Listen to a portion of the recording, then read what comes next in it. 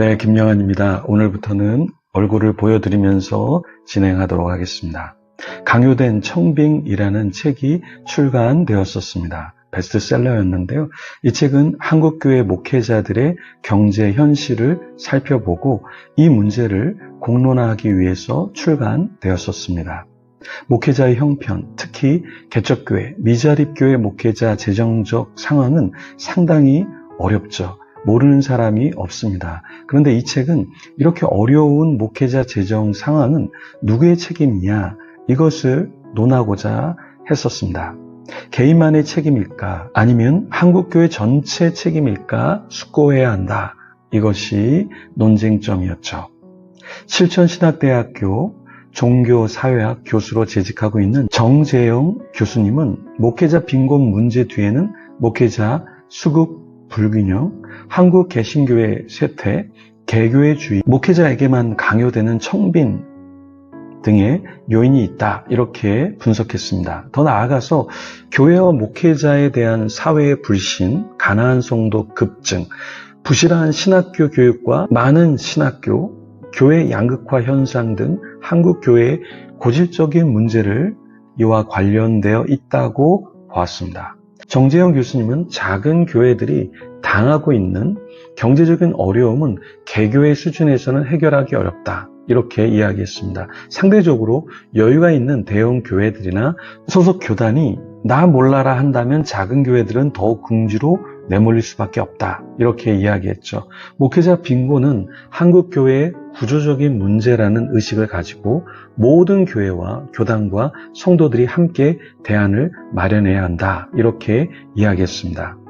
제가 아는 한 목사님이 개척을 했는데요. 청년들과 개척을 했습니다. 그런데 사례비를 전혀 받지를 못했습니다. 어느 날 한 청년이 집을 찾아왔다고 합니다. 목사님, 왜 사례비를 안 받으세요? 그래서 목사님이 참 이 청년이 너무 가까운 친척이라 이렇게 솔직하게 이야기했답니다. 너가 헌금을 해야지, 이렇게 이야기를 했답니다. 그냥 한 교회의 청년이면 말을 못했겠지만 친척이기 때문에 왜 사례비를 받지 못하는지 솔직하게 이야기를 했다고 합니다. 아마 충격을 받았을 겁니다. 오늘 본문의 느헤미야는 경제적으로 어려운 백성들을 보았습니다. 이런 문제를 느헤미야는 지도자로 어떻게 타개하려고 했을까요? 같이 성경 속으로 들어가 보겠습니다. 성경 5장 11절에서 15절 말씀을 같이 읽겠습니다. 그런즉 너희는 그들에게 오늘이라도 그들의 밭과 포도원과 감람원과 집이며 너희가 구워준 돈이나 양식이나 새 포도주나 기름의 100분의 1을 돌려보내라 하였더니 그들이 말하기를 우리가 당신의 말씀대로 행하여 돌려보내고 그들에게서 아무것도 요구하지 아니하리다 하기로 내가 제사장들을 불러 그들에게 그 말대로 행하겠다고 맹세하게 하고 내가 옷자락을 털며 이르기를 이 말대로 행하지 아니하는 자는 모두 하나님이 또한 이와 같이 그 집과 산업에서 털어버리실지니 그는 곧 이렇게 털려서 빈손이 될지로다 하매 회중이 다 아멘하고 여호와를 찬송하고 백성들이 그 말한 대로 행하였느니라. 또한 유다 땅 총독으로 세움을 받은 때 곧 아닥사스다 왕 제20년부터 제32년까지 12년 동안은 나와 내 형제들이 총독의 녹을 먹지 아니하였느니라.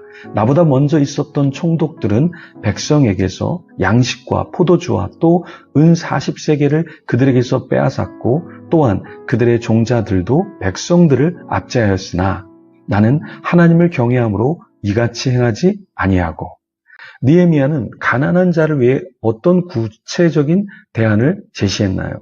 11절과 12절에 보면 느헤미야는 백성들의 밭, 포도원, 감람원, 집에 대해 구워준 돈, 양식, 새 포도주, 기름의 100분의 1이라도 돌려보내라고 하였습니다. 참 대단하죠. 이렇게 명령하기가 쉽지는 않았을 겁니다. 말을 듣지 않는 사람들도 있었을 겁니다.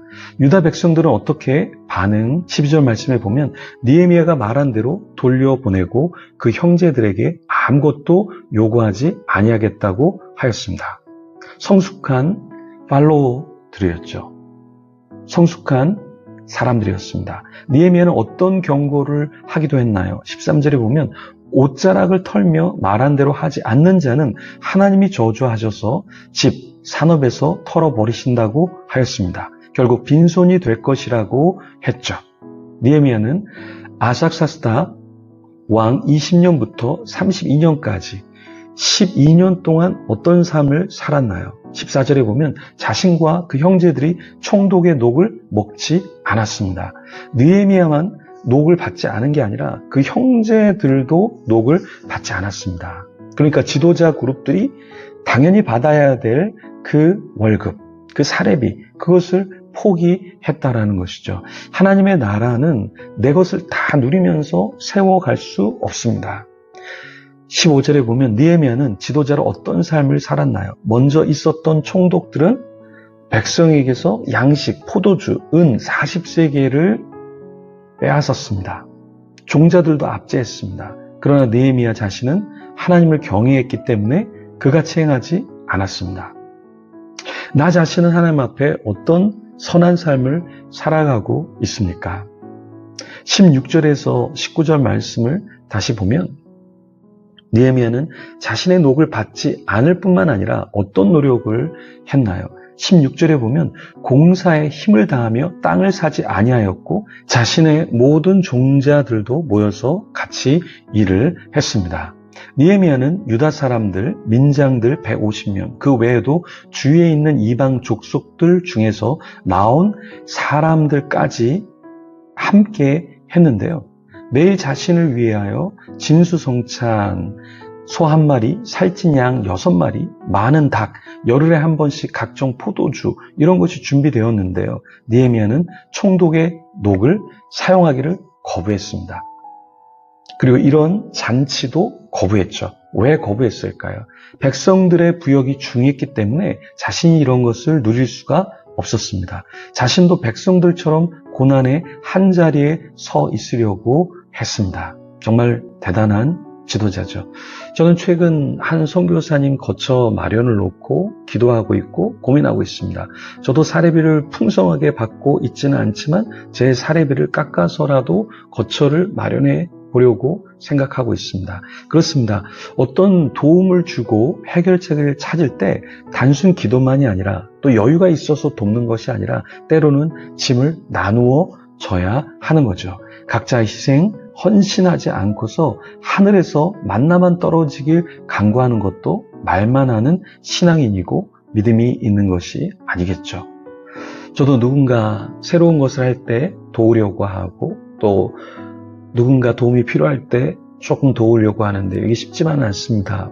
때로는 너무 적게 도와서 미안하기도 하고 그런 마음인데요. 때로 너무 많이 도와도 그것이 도움이 아니다라는 생각도 하고 있습니다. 그래서 주님의 뜻대로 지혜롭게 돕기를 원하는데요. 내 뜻, 내 소원이 아니라 하나님의 마음을 따라 돕고 살아가는 것, 그것을 소망하고 있는데요. 느헤미야는 하나님께 어떤 소원이 있었나요? 19절에 보면 이 백성들을 위하여 행한 모든 일을 기억하사 은혜를 베풀어 달라 이렇게 기도했습니다. 기도만 한 것이 아니라 또 노력을 했죠. 희생했죠. 느헤미야는 자신이 누릴 것을 내려놓았습니다. 그러면서 백성들을 위해 기도했고요. 하나님께 도움을 간청했습니다. 여러분, 우리는 누구를 도와야 할까요? 그리고 우리가 때로 도울 때 힘이 없을 때 하나님께 기도를 해야겠죠. 그럼 누구를 위해서 요즘은 여러분은 기도를 하고 하나님의 도움을 간청하고 있습니까? 오늘 말씀 중 받은 도전 혹 은혜는 무엇인가요? 같이 잠시 눈을 감고 개인적으로 기도하며 나아가겠습니다.